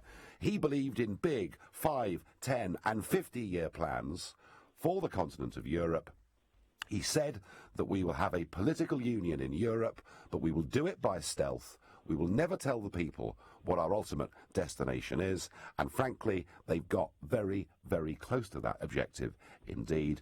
And I personally think that, Gareth, that what those that went before us actually risked and indeed sacrificed in 2 world wars was the very concept that we and the rest of Europe could be free, independent, self-governing, democratic nations. And I personally think that our political class have been prepared to throw that away for their own career advantage. So, Gareth, I feel pretty strongly about this. And given what you've just said, I hope to see you on the campaign supporting the Leave side. Will you be there? I will indeed. Could I make another little point, which again is perhaps relevant? Again, listeners may not understand that the only reason that a civil servant in the European Commission can get dismissed is for one simple fact and no other, and that is if they criticise the EU, they can get dismissed. But that's the only reason, and that is fundamentally wrong. And also, the only reason that they can lose their pension is if they criticise the EU. So Nick Clegg, who worked for the EU, is it any wonder he is very pro-EU? Because he worked for the EU, and if he criticised it, he could lose his pension. Actually, this applies to former commissioners. So, when you hear Neil Kinnock speaking on this, or you hear Peter Mandelson speaking on this, or Chris Patton speaking on this, you're quite right. Their pensions only continue to be paid to them if they continue to support the aims of the European project. A point very well made. Thank you. Our next caller is Joe in Bury St Edmunds. Joe, good morning. Hello, Nigel. How are you? I'm fine, thank you. What have you got for me? Wonderful. Well, I think personally that we should stay in the European Union. But that we need to have more of a say. We need to be able to put forward our perspectives on where our country stands in the Parliament. Very similar to how Jeremy Corbyn wishes for Labour members to vote upon policy. I feel that a nationalised British European parliamentary standing would require far more input from the citizens of our wonderful nation. Well, Joe, I hear what you say. Bear this in mind. Yep. We have, within Brussels, 8% of the votes in the Council of Ministers and the Parliament. 8% of the votes. Virtually everything these days over there is decided without countries having a national veto. So, we do start off very much from a minority position. And on many issues, what is deemed to be in Britain's interest may be diametrically opposed to what Brussels views to be in their interests. So the argument we should fight harder from within is an argument I've heard very, very often. But one of the reasons I want to have, big debates heading up to this referendum is I want to ask David Cameron why, since he's become Prime Minister, have we on 40 occasions gone to the Council of Ministers and objected to a piece of legislation that we thought was against our interests, and yet we've lost 100% of the time? Why does he think, after this renegotiation, any of that is going to improve? So, Joe, my point back to you is that actually we're never going to win. But do you feel, say, obviously it's completely against your ideology to remain in the European Union, but if we were to do so, if all of our parties standing in the Parliament were to almost, if they were to represent the same beliefs or to bring together their beliefs, that perhaps something could happen. Well, I've seen all that. I saw it, Joe, with the traditional herbal medicines directive, which was going to outlaw and make much, much more expensive a whole range of health products that people like to buy at various stores. The British MEPs were united, but we still lost. That's my view, Joe. I don't think we can win. Listen, thanks for that call. Thanks for all the calls. We've got another quarter of an hour of this coming up, so call in on 0345 60 60 973, and I'll be back after the break. That's me, Nigel Farage, here on LBC. From the LBC Travel Centre, I'm Tom Watts. Coming into the city, Lower Thames Street is closed into town between Tower Bridge and Southwark Bridge this weekend. That reopens tonight at midnight, but until then, it's a diversion through the city going up towards Aldgate High Street, and that's looking very heavy. Some long delays through the diversion on Aldgate High Street towards Cannon Street. Not helping that is that Fenchurch Street is closed in both directions, heading away from Aldgate for roadworks. On Finchley Road at Swiss Cottage, the traffic lights still aren't working. It's been busy all morning going into Heathrow from the M4, queues into the Emirates roundabout, but those starting to look a little better now on the speed sensors.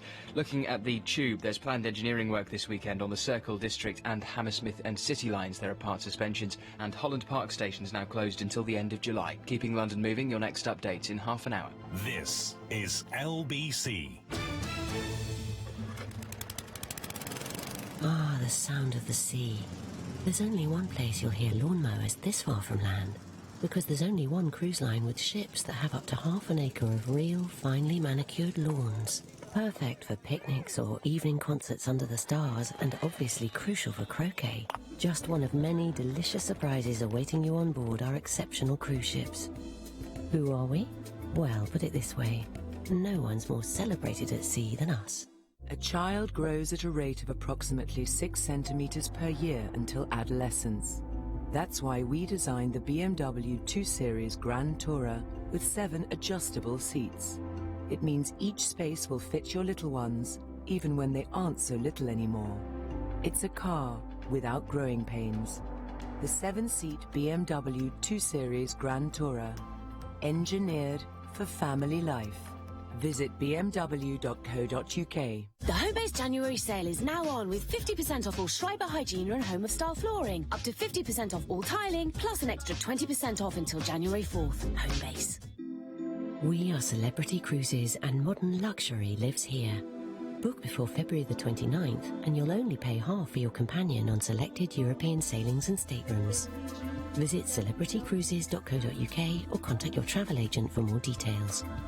Cruise Critic awarded. ABTA and adult protected. Ever had to make the call? Hi, can you call me back? My credit's running out. With Talk Mobile's Happy Hour plan on Pay As You Go, the pressure's off. Because when you make a call, it costs just 10 pence, and the rest of the hour is totally free. A 1-hour call for the price of 2 plastic bags. And the best thing is, every hour is happy hour. Calls to standard UK mobiles and landlines, 8 pence per minute after the first hour. Terms apply. See talkmobile.co.uk. This is LBC, leading Britain's conversation with Nigel Farage. Welcome back, and we're debating the European Union, the benefits, the disbenefits. Should we stay? Should we go? I have to say, for me, this matters. I've, in a sense, given up nearly 20 years of my life battling for this referendum. Everybody in the beginning thought I was completely and utterly stark, raving mad, and some, of course, still do. But the fact is, we've got this referendum. It is, folks, the biggest decision, political decision, you will be asked to make in your lifetime. So this matters. Getting facts, getting information, having a proper debate, this is really, really important. We're going to go to our first caller after the break, and it's Mark in Milton Keynes. Hello, good morning. Hiya. Just a thought is, remember Osborne saying immigration's good for jobs, good for the economy. And the amount of people that I see on the various work programmes and various unemployed that are people from abroad. Yeah, I mean, why is Cameron going to come back with saying, oh, he wants to leave? You know, what rhetoric, you know, is he going to rely on the lies and saying, oh, I believe we should stay in? Well, I've never heard anyone saying that stay in and giving actual facts. Well, I mean, David Cameron, I mean, look, it is absolutely certain that Cameron will come back and say, I've achieved this deal and we should stay in. But I would ask people to think, about your George Osborne comment. Osborne saying that uncontrolled immigration has been good for the country. Well, I tell you what, it has been very, very good for big employers because they've kept the wage bills down on the floor. Yep. It's been very good for the rich because it's cheaper nannies, cheaper chauffeurs, cheaper gardeners. But working-class British people have been completely shafted by this because what they've seen is their wages driven down to the lowest possible level, and frankly, the minimum wage for much of the last decade has effectively been the maximum wage. So, yes, it's a club. Mark, I believe it's a club that is good for big business but bad for ordinary people. Well, it's slave labour. The other thing I wanted to mention was to make people aware of this TTIP agreement that's going through. It's just like the EU, as to call it. Yeah, this is not easy to do in a short space of time on air, but TTIP is the Transatlantic Trade and Investment Partnership. It is the European Union and America trying to get together to do a trade deal. The problem with it is that it could well open up the National Health Service to all sorts of foreign companies coming in and buying up chunks of it. And the second problem is it has a disputes mechanism which goes over and above the British Parliament and the British courts. And I'm all in favour of trade deals, but not ones that are done for us by the European Union. And note, whenever anybody tells you, Mark, that Britain's not big enough on the world stage to negotiate her own trade deals, remind people that 2 years ago, Iceland, with a population of 320,000, signed its own trade deal with China. And I would say this, if Iceland's big enough to negotiate its own trade deals, I'm damn certain we're big enough to sign up our own trade deals. But what our politicians mean when they say we're not big enough, actually what they mean is we're not good enough. They've lost confidence in this country. I haven't. I believe in Britain, and I believe this referendum is a fantastic opportunity for us to get back control of our country, control of our borders, and perhaps just a bit of our own national self-confidence. Mark, thank you. Moving on to Janet in Aldershot. Janet, good morning. Good morning. Hello there, Nigel. Now, I'm hearing a lot of misinformation this morning on your programme, and you're stating that you want the facts to get out, and yet you have just a while ago repeated something which is misinformation. The accounts of the EU have been signed off since 2007. That can be verified on the web. It is true. It is a fact. And this misinformation that they haven't been signed needs to be countered. So I hope you will get that across now in your programme. Well, they have not been given a total, unconditional, clear bill of health. There have been, in every auditor's report, deep reservations about where some of the money goes, including the fact that fraud has not been dealt with. So, we can argue around this. And we can say that they've conditionally been signed off, or we can say... They have not conditionally been signed off. They have been signed off with a small error rate, which comes from the figures which the national governments submit to the EU. Well, that may well be. It is not the EU. It is the national governments. And fraud, I think, is something like 0.7%. It's tiny.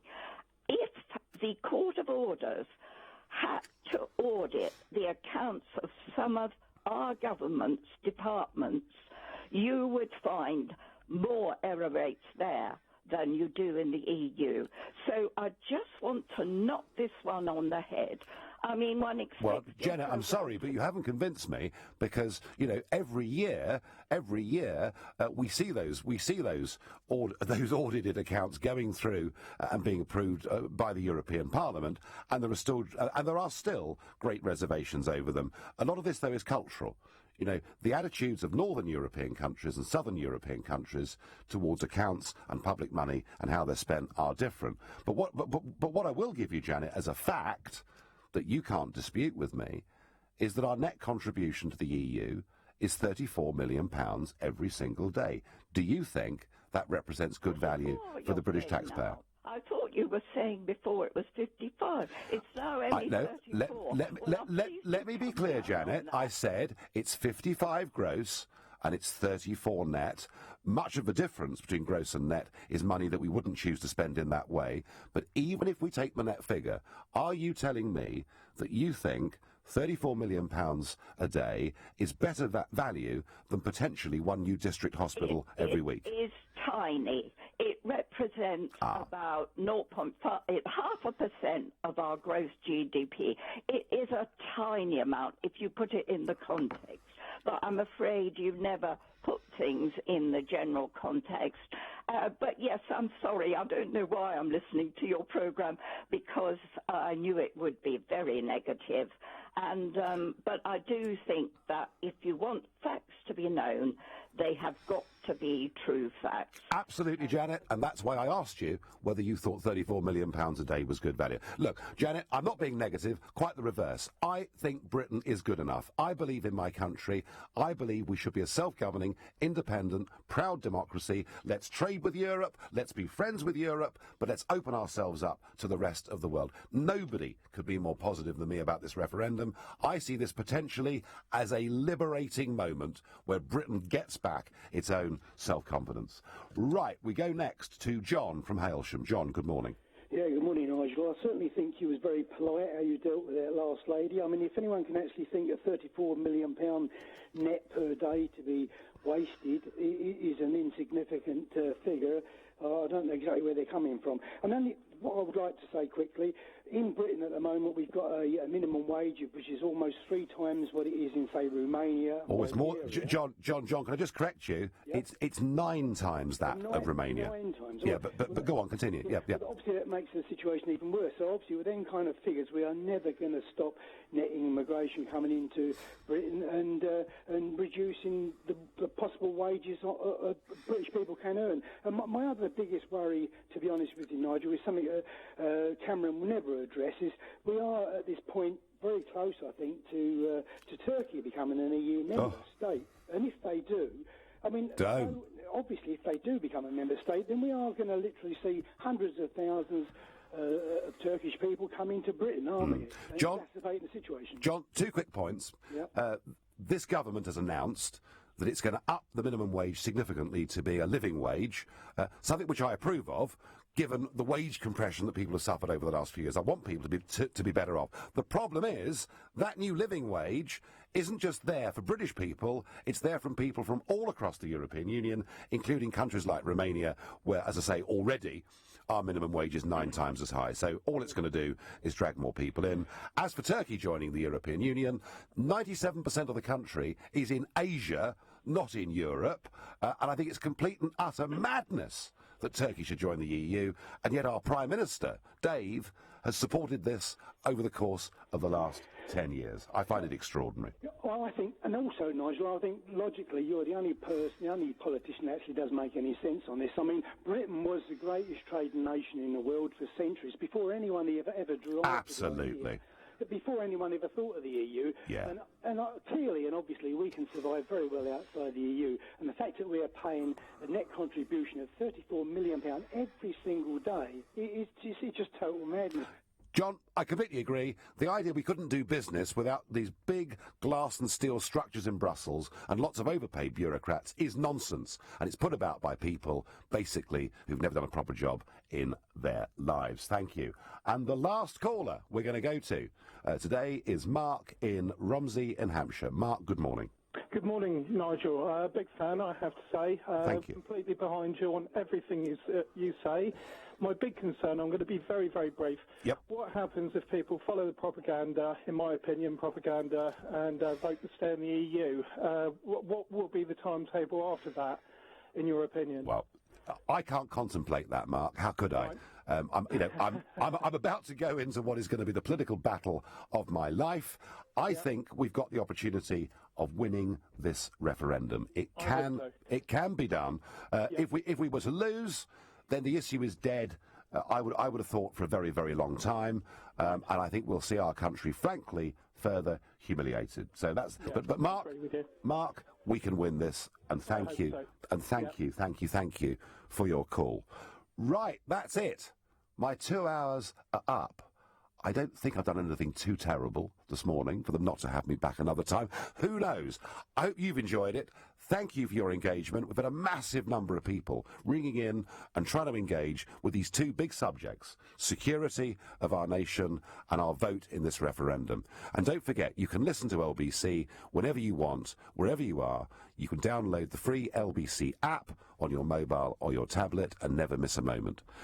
Leading Britain's conversation at 3 o'clock later on this afternoon is Tom Swarbrick, but right now, after the news, it's going to be Petri Hoskin, and this is me, Nigel Farage, wishing you all a very happy New Year, hoping like me that you break your New Year's resolutions, and I hope someday to come back and talk to you again. Thank you. Thanks, Nigel. Coming up on LBC with me, Petri Hoskin, at 2.